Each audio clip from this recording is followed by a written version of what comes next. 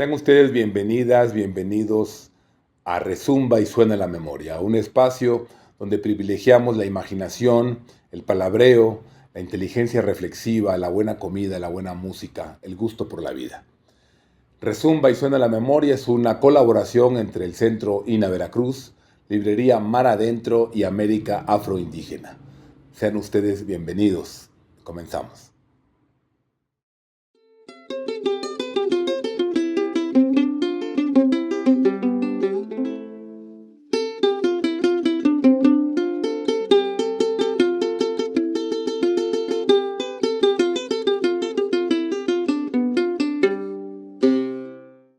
Muy buenas tardes, muy buenas noches, muy buenos días cuando nos vean. Me da un enorme gusto estar en esta nueva misión de Rezumba y Suena la Memoria, en la que nos gusta conversar sobre el quehacer académico, cultural, artístico, sobre la vida creativa y pensante. Y para esta ocasión tengo el enorme gusto y placer de conversar con mi colega Alex Borucki, a quien le agradezco mucho, Alex, que estés aquí y que aceptes conversar sobre tu trabajo y en particular sobre tu libro de Compañeros de Barco a Camaradas de Armas. Gracias, Alex. Muchas gracias a vos, Álvaro, por esta oportunidad de poder charlar del libro, que el año que viene van a ser 10 años de ese libro. Se ve que hace un par de días que no hablo con nadie porque estoy pifiando 10 años de ese libro. En diciembre, ahora cuando empieza, son 20 años de mi primer libro en Uruguay. Ya. Voy a estar allá, pero el año que viene van a ser 10 de este. Bueno, mira si no cambia la vida en 10 libros. ¿No? Déjame decirle muy rápido a nuestra audiencia algunas ideas. Alex Borucki es un historiador uruguayo, radicado desde hace varios años en Estados Unidos. Es actualmente profesor investigador en la Universidad de California, en Irvine, y es autor de varios libros y inmensos ensayos de artículos y capítulos del libro. No voy aquí a cansarlos, pero sí quisiera pues mencionar por supuesto, y presentarles este libro, que es el libro que ahora vamos a conversar sobre él, que es de Compañeros de Barco a Camaradas de Armas, Identidades Negras en el Río de la Plata. También, junto con William Acree, editó Los Caminos de la Escritura Negra en el Río de la Plata, Jacinto de Ventura de Molina, con Viviana Greco, Fabricio Prado, también tiene un volumen editado titulado El Río de la Plata de la Colonia de las Naciones. En fin, se ha convertido, Alex, gracias a su pasión, a su trabajo, a la calidad de su investigación, en una referencia obligada de quien se interesa por los temas de la población afroafricana y afrodescendiente en el continente americano, sobre historia del Atlántico americano. En fin, es un investigador muy prolijo y también uno de los responsables de esta famosísima base de datos Slate Voyages, que ahora también le preguntaré algo sobre eso. Alex, quisiera empezar con una pregunta que me parece pertinente cuando uno piensa en un público muy amplio. ¿Cuál es, en tu opinión, la relevancia de estudiar la trata esclavista y a la población afrodescendiente para la historia de nuestros países hoy en día? ¿Cuál es la importancia que puede ofrecer la investigación histórica a el entendimiento y comprensión de esta diversidad que somos en el continente americano? Justamente agregar esa diversidad desde nuestros países latinoamericanos, porque es muy fácil cómo la gente realmente aprende historia. Generalmente la gente común, no los historiadores, no los estudiantes de historia, pero la gente común cuando se acerca a temas históricos son por generalmente el cine, documentales, ficción y por otro lado, que generalmente eso está dominado por medios audiovisuales producidos en los Estados Unidos, o a veces por ahora los streaming services, los servicios tipo Netflix, o si no por cosas locales que tienen que ver con participar en alguna exhibición de arte o en algún sitio de un museo. Viste que eso sí habla más de la historia local. pero continuar trabajando sobre trabajos de historias locales realmente sacan a colación cosas nuevas que sean de Montevideo, de Uruguay, de Buenos Aires, de Puebla, de Guadalajara, de Río de Janeiro, lo que sea. Y además muestra las conexiones que esos lugares tenían con otros vecinos, que a veces nosotros tenemos como, al momento de enseñar historia nacional en nuestros diferentes países en América Latina, tenemos la historia de México, la historia de Argentina, la historia de Uruguay, pero especialmente con cuestiones que tienen que ver con la vida de africanos y afrodescendientes, arrancando desde los temas de tráfico de personas esclavizadas, muestran las conexiones de diferentes lugares. Para mí, en mi trabajo inicial, eso fue, antes del libro este, mostrar la conexión del campo uruguayo y estancias que trabajaban con mano de obra esclava con Brasil, con Río Grande do Sul. Y después para este libro, para Compañeros de Armas, es mostrar la conexión entre comunidades afrodescendientes de Montevideo y de Buenos Aires, que continúa hasta el día de hoy, y que además tiene cosas que impactan cómo nosotros entendemos los sucesos de hoy en día. Para el caso del Río de la Plata, por ejemplo, que tiene que ver con cosas de hoy día, eh, los medios de prensa generalmente demonizan a a los colectivos religiosos de Umbanda, de Candomblé, de religiones que son inicialmente afro-brasileñas, diciendo, no, esto es una cosa extranjera, esto vino de Brasil en los 1950, 60, no tiene nada que ver con el Río de la Plata.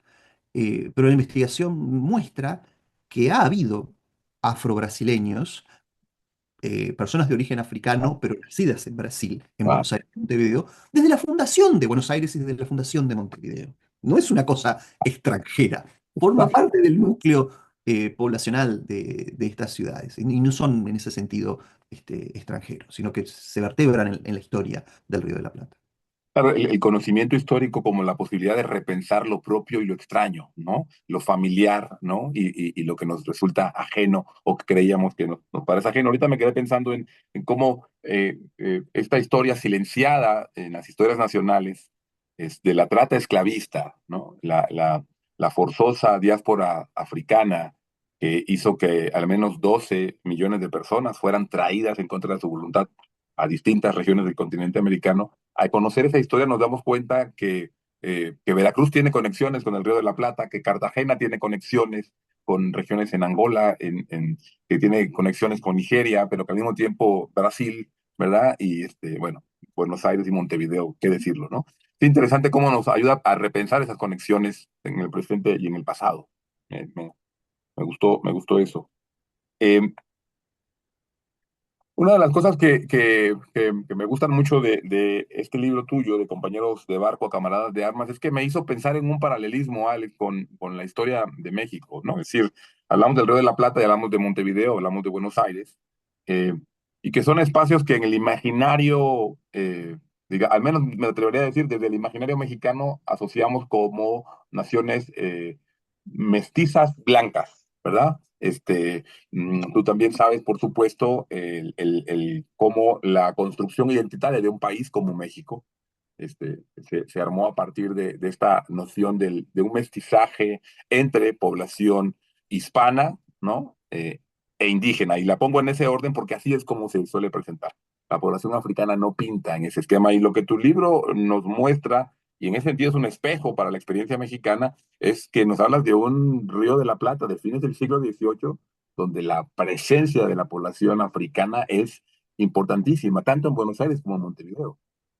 Sí, sí, sí, sí, en donde al menos la cuarta parte de la población de estas dos ciudades es población esclavizada, y después hay un número que no sabemos, que es población africana, pero también afrodescendiente libre, que era generalmente la que no quería ser contada en los censos coloniales o en los censos de milicia, por simplemente que si a vos te cuenta el Estado colonial, es que el Estado colonial va a querer algo de vos, ¿viste? A mí generalmente haciendo presentaciones sobre estos temas, siempre la gente se sorprende cuando menciono que no para este periodo de fin del siglo XVIII, principios del siglo XIX, pero para el periodo fundacional de Buenos Aires durante su primer siglo de existencia, la principal actividad económica de Buenos Aires era el tráfico de personas esclavizadas. Claro, Eh, sí, Probablemente el 70% del valor del comercio que pasaba por Buenos Aires en la época de oro de Potosí, de 1580 a 1640, por ahí, era justamente el tráfico esclavista. Después cambió durante claro. diferentes siglos y hasta el periodo de independencia, pero siempre manteniéndose como una actividad que vertebraba a las élites mercantiles locales con élites mercantiles en Brasil, en Inglaterra, en Francia, luego con la creación de los Estados Unidos, etcétera. Que generalmente es algo que no aparece cuando se representa, digamos, el pasado colonial rioplatense. Claro, y es también muy interesante el contraste de experiencias históricas, porque, bueno, nos hablas de que los portugueses introdujeron al menos 45.000 esclavizadas, esclavizados, entre 1587 y 1640, ¿no? Es esto. Pero lo que me parece más interesante todavía es los 60.000 cautivos que tú nos planteas en el libro entre 1777 y 1812. Y eso en términos del contraste con el actual México, ¿no? Donde tenemos más bien una, una dinámica contraria, donde el número más importante de esclavizados se da de manera muy temprana, ¿no? En el tránsito del siglo XVI al XVII, pero tenemos que la experiencia del Río de la Plata es todo lo contrario, digamos, al caso mexicano, ¿no? Con más de 60.000 cautivos en un periodo de 40 y pico de años, Sí, es muy sí, sí. notable. Y también porque el Río de la Plata es un espacio articulador con Ah, el Perú. Lo que hemos visto a partir de trabajar junto a investigadoras e investigadoras, tanto de Chile como de Perú en los últimos años, que con la cuantificación de tráfico esclavista, con poner en valor investigaciones locales, es la enormidad de ese tráfico interno que va desde el Río de la Plata hacia Valparaíso, en la costa del Pacífico, y luego de Valparaíso hacia Lima, la ciudad más importante del Imperio Español en Sudamérica durante la mayor parte del periodo colonial. En ese sentido, hay cierta diferencia. De todas maneras, hablando de similitudes, yo siempre pienso en las conexiones entre Veracruz y La Habana, por ejemplo, entre esa navegación y ese trasfondo de gente de un lugar hacia otro, que también es posible ver en otros lugares y que tiene que ver, por ejemplo, también con esta combinación o conexión, digamos, entre Buenos Aires y Montevideo. Me gustaría, digamos, ir ahora a lo que entiendo yo, y corrígeme si estoy mal, al argumento, digamos, de tu libro, ¿verdad? Es el plantear que, no obstante su posición periférica o marginal respecto del imperio español, el Río de la Plata, en el Río de la Plata se desarrolló a fines del 18 y mediados del 19, eh, se desarrollaron grandes comunidades negras, ¿no? Y eso incidió, dices tú, en la creación de identidades sociales sobre la experiencia, una experiencia de base común que tenía, como tu título lo anuncia, perdón, el viaje esclavista, pero también su participación en las milicias. Cuesta trabajo imaginarse a una región del Río de la Plata con ese papel tan protagónico de comunidades negras urbanas. ¿Nos podrías ahondar un poco más sobre eso, por favor? Sí, en la parte final del periodo colonial hay realmente una emergencia no solo de africanos y sus descendientes, pero también de sectores subalternos ¿Mm? en Buenos Aires y Montevideo, que hace que muchos historiadores vean, previo al inicio de la revolución en el Río de la Plata, que de alguna manera se evapora lo que es la deferencia colonial. ¿Qué es la deferencia colonial? Que los grupos que según las estructuras de los grupos dominantes en el periodo colonial tendrían que obedecer, honrar y servir a los grupos dominantes de españoles de España, pero también españoles americanos, les falta, les están empezando a faltar esa deferencia eh, o ese respeto. Como que hay algo que está cambiando y no saben bien qué es. Hacia los 1780, 1790, 1810, hay una mayor actividad social, por lo menos en el registro histórico de asociaciones negras en el Río de la Plata, de las cofradías católicas, de las milicias de morenos y pardos, como se mencionaba en esa época, y luego de organizaciones que estaban separadas tanto de la Iglesia Católica como del Estado colonial, que son llamadas naciones en ese periodo, que para los términos africanos que los españoles usaban para denominarlos, en el Río de la Plata eran tambos o tangos para fines del periodo colonial, desde los 1770, 1780, 1790.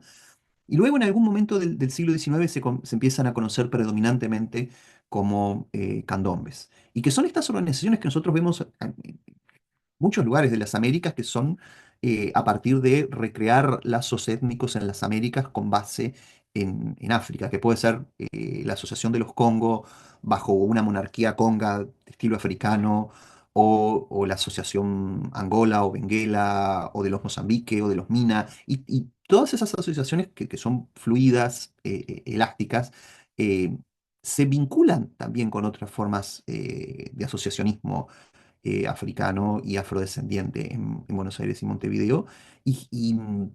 El registro histórico que hay en los archivos es realmente riquísimo, no solamente de fines del periodo colonial, pero luego también para los 1810, 20, 30, 40, 50, realmente. Claro. A mí me gusta, no sé qué pienses tú, a mí me gusta recordar cuando hablamos de la existencia y persistencia de población afrodescendiente en países como México, recordarle a la gente que esa población, esas mujeres y varones africanos no vinieron, ¿no? Los trajeron y a la Ujú. fuerza, ¿no? No se compraron un boleto, Sí, sí, sí. ¿verdad? Y llegaron. Y es para mí importante esta precisión, porque la pregunta, una pregunta obligada es, ¿y qué hay de negro, ¿no? ¿Qué hay de africano en tal práctica cultural, ¿no? Este, y si no se tiene presente esa, de que no vinieron, los trajeron a la fuerza, este, eh, pues nos cuesta más trabajo entender que tenemos que, en la investigación histórica, buscar, digamos, con mayor, buscar otras formas de rastrear, ¿verdad? Las presencias, las memorias, las herencias, los aportes de la población africana. Y esto lo traigo a colación por algo que nosotros también hemos estado haciendo y que tú haces en tu libro, que es el empleo sistemático, el análisis de expedientes matrimoniales, ¿no? Y me gustaría mucho si pudieras contarnos un poco de esa riqueza que nos ofrecen las licencias de matrimonio y el expediente en general que se arma para, nos dices tú, estudiar o reconstruir las rutas de la esclavitud. Sí, sí. Además, con eso que vos mencionabas, por otra parte, una anotación de los legados y las supervivencias, hay que tener en cuenta que todas esas cosas sobrevivieron y además tuvieron, no solamente durante el periodo colonial, pero también culturas nacionales que constantemente reprimían todo sesgo de cultura africana durante los siglos XIX, inicios de siglo XX. Pero ahora sí, volviendo a la parte de los expedientes matrimoniales, esa fue otra parte que yo inicialmente no tenía pensado trabajar en el, en el libro, pero fue una historiadora norteamericana, Susan Sokolow, que hace un pocos años que ya falleció, que ella era una historiadora demógrafa y que trabajaba mucho con registros de la iglesia, que me dijo, mira, Alex, estos expedientes matrimoniales de Montevideo, como que la gente realmente, tenés como ciertos testimonios sobre de dónde viene la gente. Y dije, bueno, vamos a verlos. Y me sorprendió realmente la riqueza, la diversidad y la posibilidad que daban también como para dar prosopografías, en cierto modo, cómo conectar gente que te aparecía en un caso judicial, que te aparecía en una petición a la corona, que te aparecía en una cofradía, en la cofradía de San Benito, por ejemplo, y darle densidad a sus historias. Esos expedientes son básicamente que cuando uno se tenía que casar bajo la Iglesia Católica, primero tenía que probar que era soltero o soltera. Eh, y para eso traía testigos. Y esos testigos decían, bueno, yo sé que José es soltero porque lo conozco hace 10 años, porque en algunos casos nos escapamos juntos de Colonia del Sacramento cuando era una ciudad portuguesa, fuimos al Real de San Carlos, al campamento español, y luego terminamos juntos aquí en Montevideo.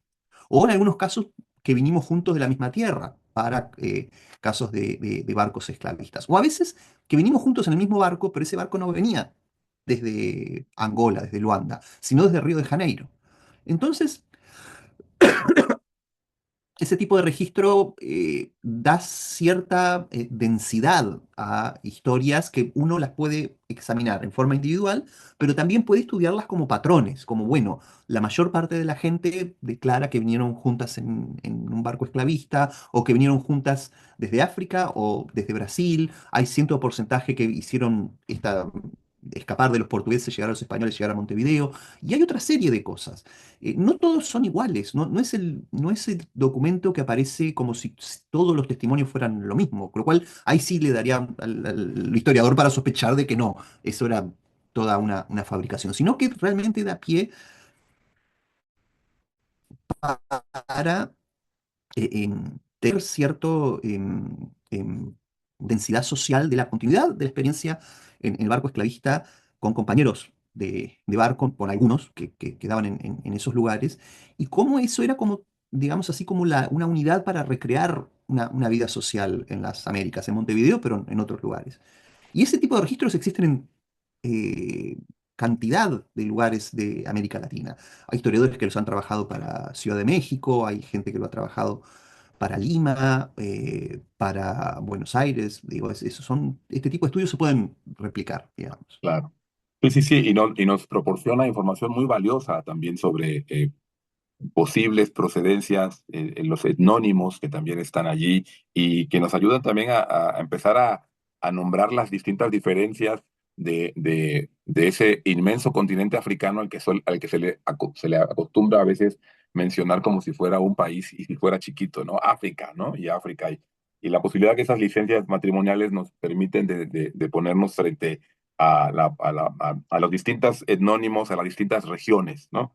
Eh, y de ahí me parece que tú en tu libro refieres a dos documentos que me parecen, bueno, pues que a uno trabajando Veracruz, envidia de la mala, porque es la única que hay, envidia, ¿no? Que son estos, tanto el censo de 1812, ¿verdad? Del que también aludes y que te permite conocer eh, eh, las procedencias, las rutas de la población africana, ¿no? Estamos hablando, recordamos que nos dices en tu libro que en ese último periodo, de fines del 18 a principios del 19, entran 60.000 africanos que no necesariamente se quedan, ya nos has dicho también que es una región, una zona de conexión y bisagra, pero tienes entonces el censo de 1812, pero también tienes ese testimonio del barco que es capturado y en el cual también puedes conocer las procedencias, ¿no? ¿Cómo fue encontrarte este documento? ¿Cómo apareció en tu investigación? Eso me generó mucha curiosidad. Repito, desde el único lugar del que puedo hablar, que es la envidia, ¿no? No, son de esas sorpresas que tiene la papelería colonial española, de tratar de preguntar, en un caso que podía ser contrabando, podía no ser contrabando, pero tenían que definirlo, de dónde eran los africanos, y el uso además también de lenguaraces africanos, o sea, de traductores, algo que existía en Veracruz durante la época del tráfico esclavista del siglo XVI y XVII, Claro, existía en Cartagena y existían todos los puertos esclavistas de las Américas, y eso además, esos lenguaraces o traductores eran generalmente de las primeras personas que respondían preguntas de los africanos sobre dónde estaban y qué era lo que les iba a pasar. En ese caso que tú mencionas, que creo que es de los 1780 del barco, em, hay ese como anhelo de dar como mayor precisión. Generalmente los españoles, tanto los curas como los oficiales coloniales, no eran amigos de la precisión. Cuanto menos se escriba, mejor. claro. Entonces uno a veces se encuentra como que esa, no verborragia, pero esa como que no necesidad, pero que hay como una necesidad de ponerlo, eh, y que tiene que ver con la tensión de la fabricación de los documentos y del lenguaje entre un lugar y otro. Eso a veces me pasaba también de verlo con los expedientes matrimoniales, volviendo antes, cuando en algunos casos los curas decían, bueno, esta persona es de este barrio de Benguela o de este barrio de Luanda. Y la categoría del cura era barrio. Andás a ver qué Claro, era lo que le decía el tipo de Benguela para explicarle que, bueno, es como una unidad dentro de esto otro. claro, Que claro. eso lo perdimos, pero ahí ves como que la iniciativa del africano por decirlo, no, soy de acá y de acá, en ese sentido.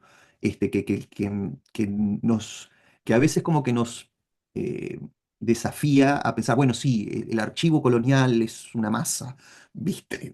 No hay espacio para la resistencia, no hay espacio para la iniciativa individual, todo es una cosa Foucaultiana que viene de arriba y todos los que están abajo lo siguen. Fíjate que justo quisiera leer algunas de los procedencias etnónimos, me atrevo yo a decir, que aparecen en este censo de Montevideo de 1812 al que refieres, ¿no? Y población, dice aquí Congo, Benguela, Angola, Nganguela, Camunda, ¿no? Casanche, que a mí me hizo pensar en México, tenemos el apellido Cajanga o Cajangue como apellido, ¿no?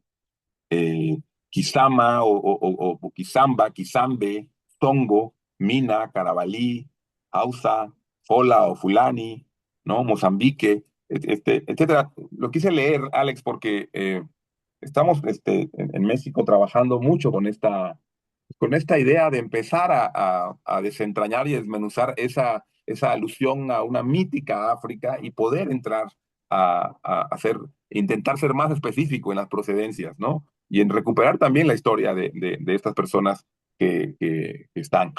Eh, Quisiera ahora ir a un asunto que me parece muy importante, que queda muy bien documentado y argumentado en tu libro, que tiene que ver con precisamente la creación de identidades sociales y la importancia que tienen las formas corporativas de organización, ¿no? Por un lado, tú hablas de tambos, ¿verdad? Tangos, candombes, ¿verdad? También hablas de cofradías y hablas de las milicias. Y es muy interesante porque son estas formas corporativas de organización las que favorecen la construcción de identidades sociales en las que se puede empezar a reconocer un nosotros y un nosotros asociado a un origen común, ¿no? De distintas regiones africanas.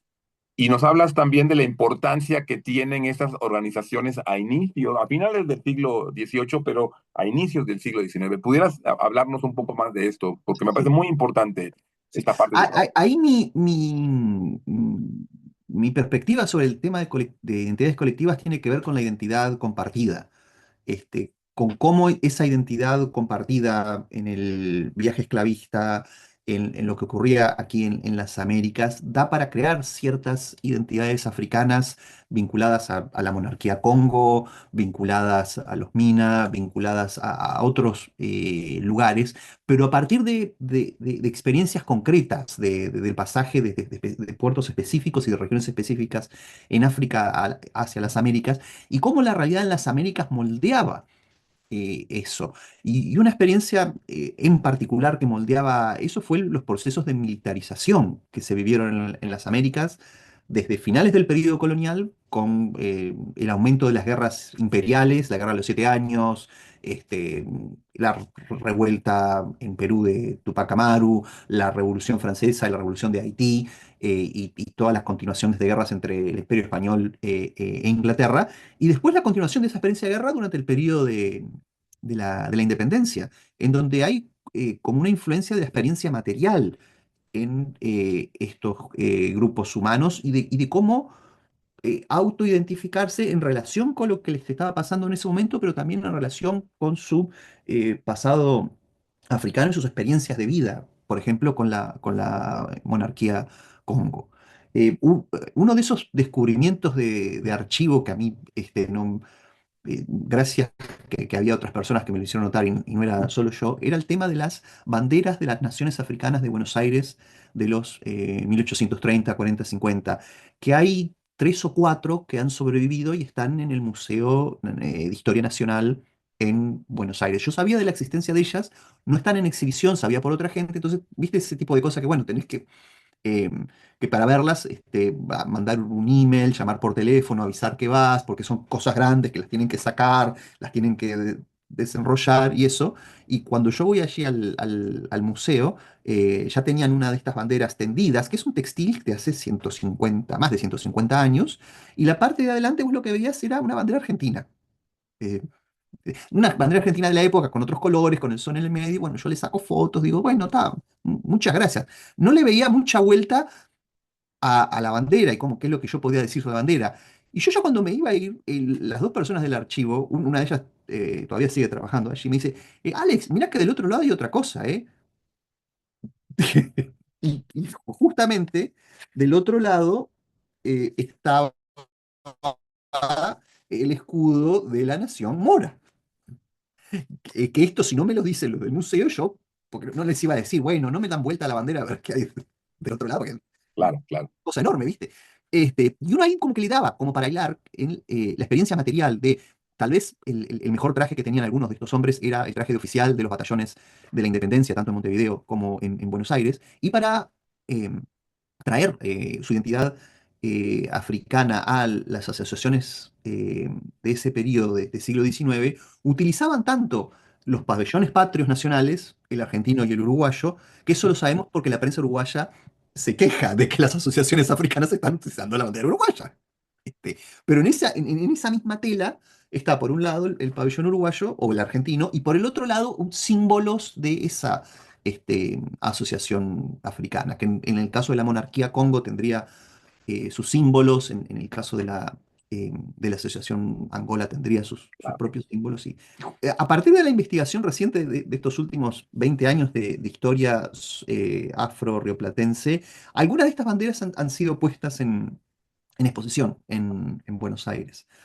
Em, pero lo que te quería decir es que ese contexto material te da la pauta de cómo estas asociaciones podían crear una narrativa de nosotros, Claro. de la asociación, pero también una narrativa de nosotros dentro de esta cosa nueva que se llama Uruguay o dentro de esta cosa nueva que se llama Argentina.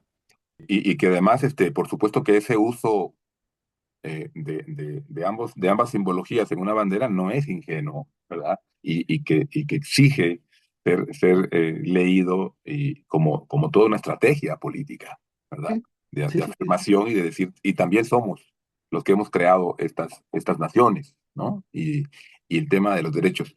Y un poco para ya acercarnos al cierre de esta conversación que te agradezco mucho, Alex, porque es casi que la pregunta obligada cuando tu investigación y la de otros apreciados colegas muestran el protagonismo social de estas comunidades negras, de estas asociaciones, ¿verdad? De nación, tanto en Montevideo como en Buenos Aires a lo largo del 19. ¿Qué pasa? ¿Por qué se va?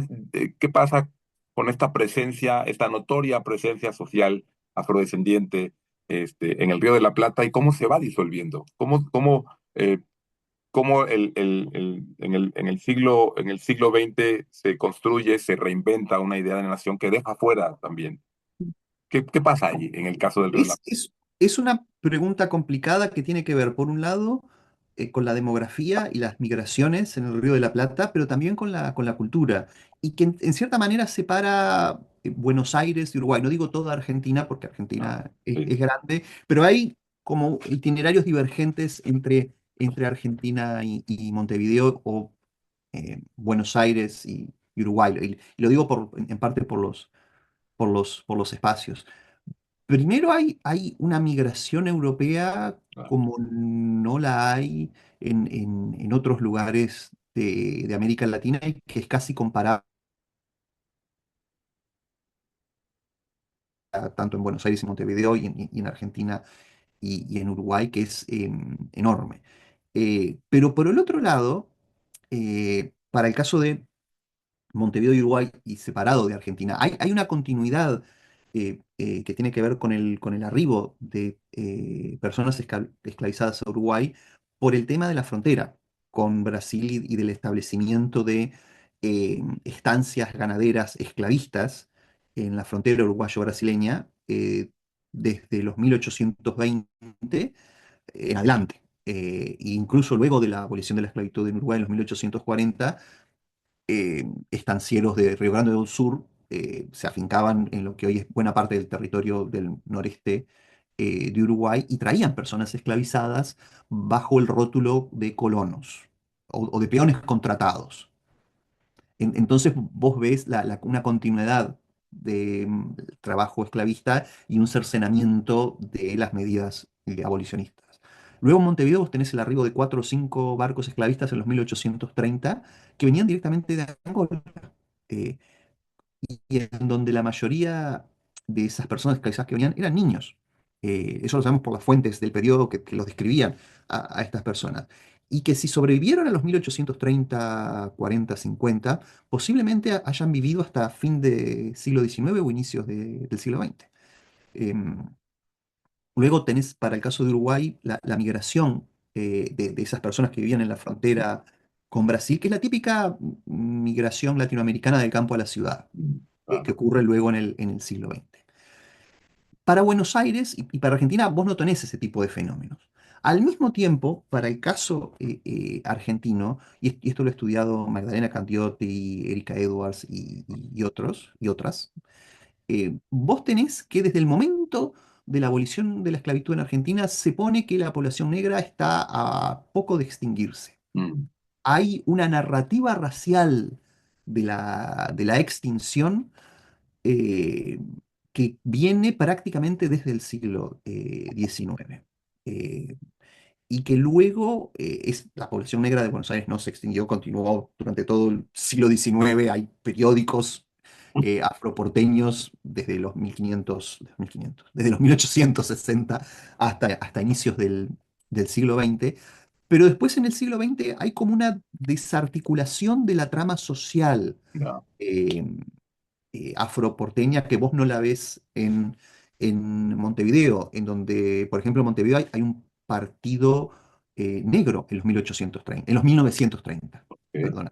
Ah, Como lo hubo en Brasil mm, y en Cuba, se llamaba en ese momento Partido Autóctono de Color.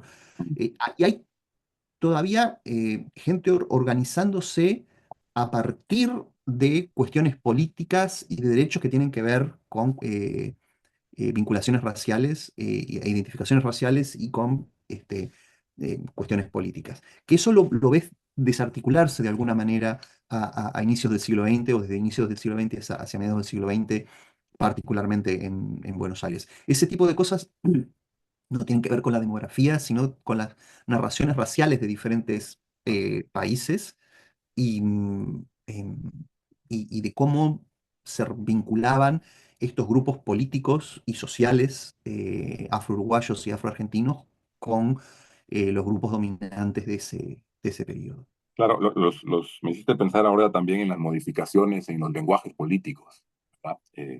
Que van también planteando un borramiento discursivo eh, de la población, en este caso de origen africano, afrodescendiente. Yo quisiera preguntarte para finalizar, ¿en qué estás? ¿Qué estás haciendo? Cuéntanos qué se viene ahora, cuáles son tus proyectos en curso. Cuéntanos un poco de eso, Alex, por favor. Tengo un libro que estoy escribiendo con el historiador español José Luis Belmonte sobre todo el tráfico esclavista para fines del periodo colonial, Cuba, Venezuela, Colombia, Río de la Plata, y que se vincula con la importancia del tráfico esclavista para todas estas colonias y también la importancia de la América española para pensar debates sobre capitalismo y esclavitud. Eso es una cosa. Pero por otro lado, estoy trabajando con gente de aquí, de California, en extender diferentes tipos de proyectos sobre la investigación histórica de la historia del tráfico esclavista y su legado hasta el presente. Y justamente una de esas cosas es armar una base de datos sobre la historia de las personas esclavizadas en la Nueva España, y que es una de las cosas que más contento me pone porque me da la posibilidad de trabajar con historiadores mexicanos como vos, y como otros y otras. eh, y es realmente un proyecto que espero que termine en buen puerto en el año que viene. Sí. Alex, de nuevo, muchas gracias. Muchas Nos vemos. gracias a vos, Álvaro. Gracias.